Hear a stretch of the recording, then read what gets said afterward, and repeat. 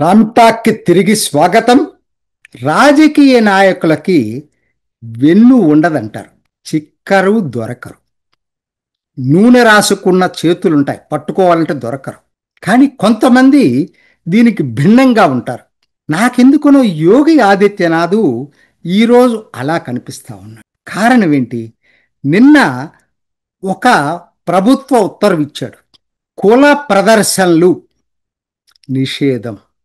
ఉత్తరప్రదేశ్ రాష్ట్రం అంతా కూడా కులం పేరుతో ర్యాలీలు చేయొద్దు, ప్రదర్శనలు చేయొద్దు, ఏమీ చేయొద్దు అని నిషేధం పెట్టాడు. నాకు గుర్తుకొస్తుందండి, చిన్నప్పుడు చదువుకునే రోజుల్లో నాకు ఆదర్శం సుందరయ్య గారంటే చాలా అభిమానం ఉండేది. ఎందుకంటే నాకు రాజకీయాల కన్నా సామాజిక స్పృహ ఎక్కువగా ఉండేది. సో ఆ టైంలో ఆయన సుందర రామిరెడ్డి పేరు తీసేసుకొని సుందరయ్య పేరుగా ప్రముఖ ప్రఖ్యాతిగాంచాడు.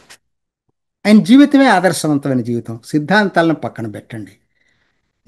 నేను నమ్ముతా, ప్రతి పార్టీలోనూ వ్యక్తిత్వం ఉన్న, మహోన్నత వ్యక్తిత్వం ఉన్న వ్యక్తులు ఉన్నారు. అందులో ఒకడు సుందరయ్య.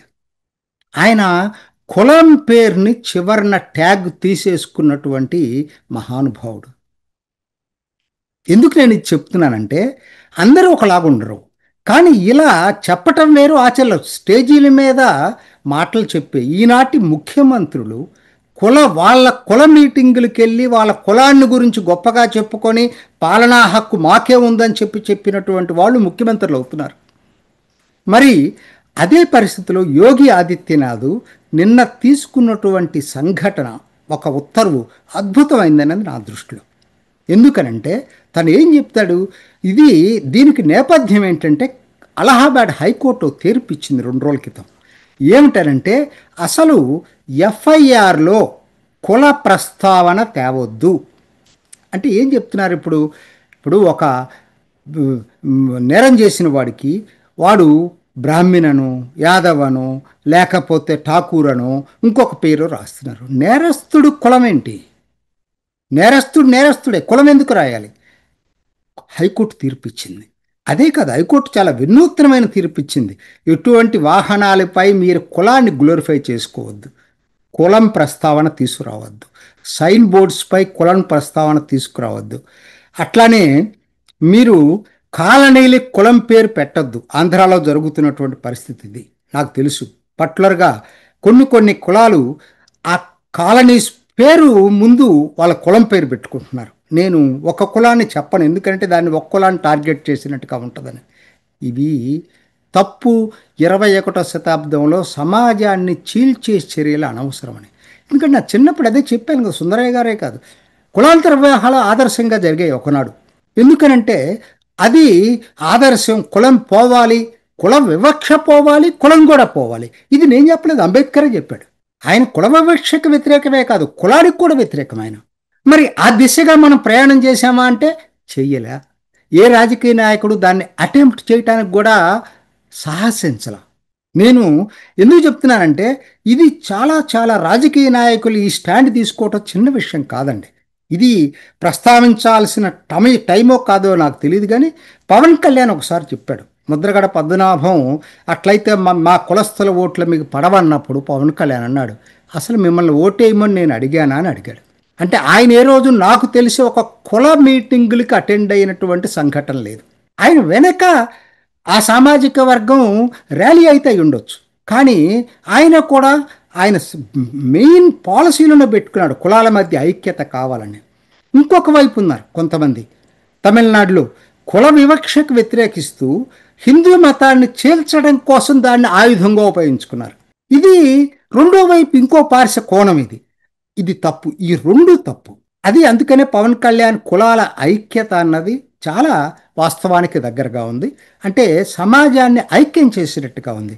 ఇవాళ యోగి ఆదిత్యనాథ్ తీసుకున్నటువంటి దాని మీద చాలా పార్టీలు గగ్గోలు పెట్టేస్తున్నాయి పార్టీలన్నీ.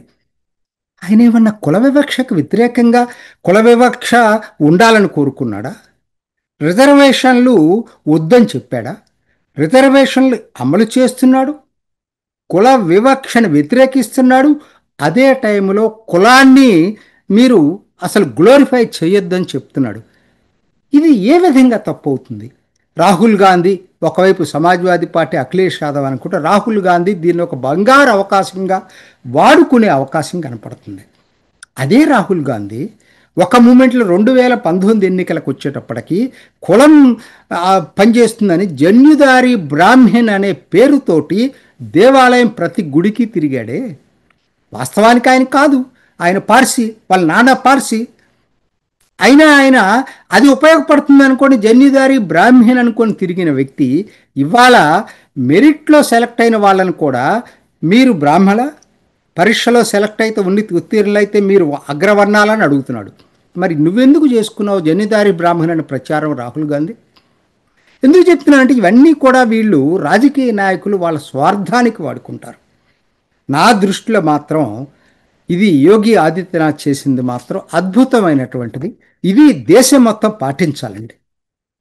కుల వివక్ష వేరు, కులాన్ని గ్లోరిఫై చేయటం వేరు, ఈ రెండిటికి చాలా తేడా ఉంది.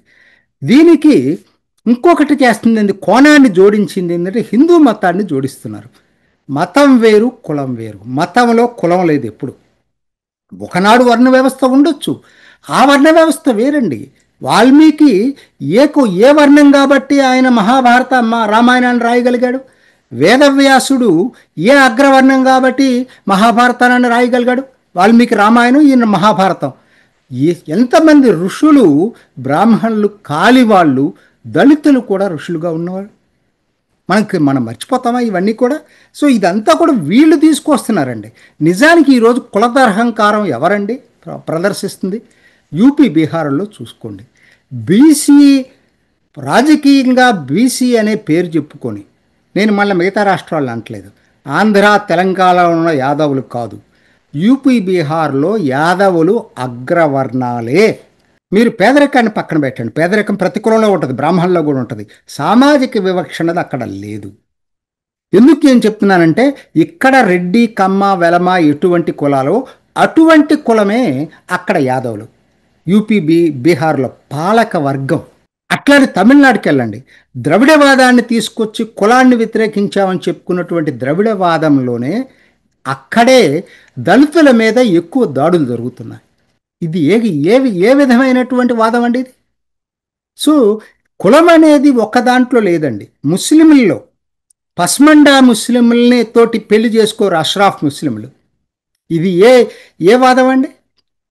క్రిస్టియన్స్లో దళిత క్రిస్టియన్స్ వేరు, రెడ్డి క్రిస్టియన్స్ వేరు. ఇదేం వాదం అండి? అందుకనే కులాల్ని రెచ్చగొట్టి రాజకీయ పబ్బం గడుక్కునేటువంటి ఈ పార్టీల నైజాన్ని మాత్రం ప్రజలు గుర్తించాలి. 21వ శతాబ్దంలో ఇవాళ కులం ఏంటండి? అదే టైంలో నేను చెప్తున్నాను, కుల వివక్ష ఎవరు చూపించినా ఖచ్చితంగా శిక్షించాలి. యోగి ఆదిత్యనాథ్ క్లియర్గా చెప్పాడు, ఎస్సీ ఎస్టీ అట్రాసిటీస్ యాక్టు ఖచ్చితంగా అమలు చేస్తాను. ఎవరైనా దళితుల పేరుతోటి, ఆదివాసుల పేరుతోటి దూషించితే వాళ్ళకి శిక్ష తప్పదు. కుల వివక్ష వేరు, కులాన్ని గ్లోరిఫై చేయటం వేరు. అక్కడ ఏమైపోయింది? బ్రాహ్మణులు ర్యాలీ, ఠాకూర్ల ర్యాలీ, ఇంకా యాదవులు ర్యాలీ. అసలు కులం పేరుతో తప్పితే ప్రజలందరినీ కలిపే ర్యాలీస్ లేకుండా అయిపోయినాయి ఉత్తరప్రదేశ్లో ఇవాళ. ఇది ముఖంగా దేశం మొత్తం ఇదే పరిస్థితి. దీన్ని ధైర్యంగా చెప్పగలిగినటువంటి ఏకైక వ్యక్తి యోగి ఆదిత్యనాథ్. అందుకనే రెండోది, ఇది హిందూ మతానికి అంటకట్టడం కూడా కరెక్ట్ కాదు.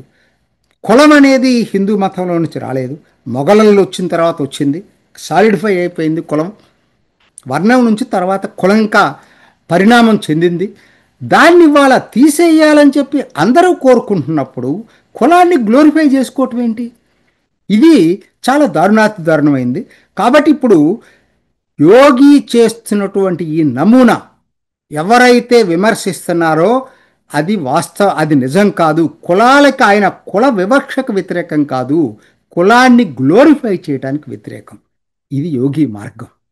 ఈ మార్గం దేశం మొత్తం అమలు చేయాలి. కులాల మీటింగులు ఏంటి అసలు? ఖచ్చితంగా కుల వ్యవస్థ పోవాల్సిందే ఈ దేశంలో. అంబేద్కర్ చెప్పాడు, నేను చెప్పలేదు. కుల నిర్మూల అతని ధ్యేయం, కులాన్ని గ్లోరిఫై చేయటం కాదు.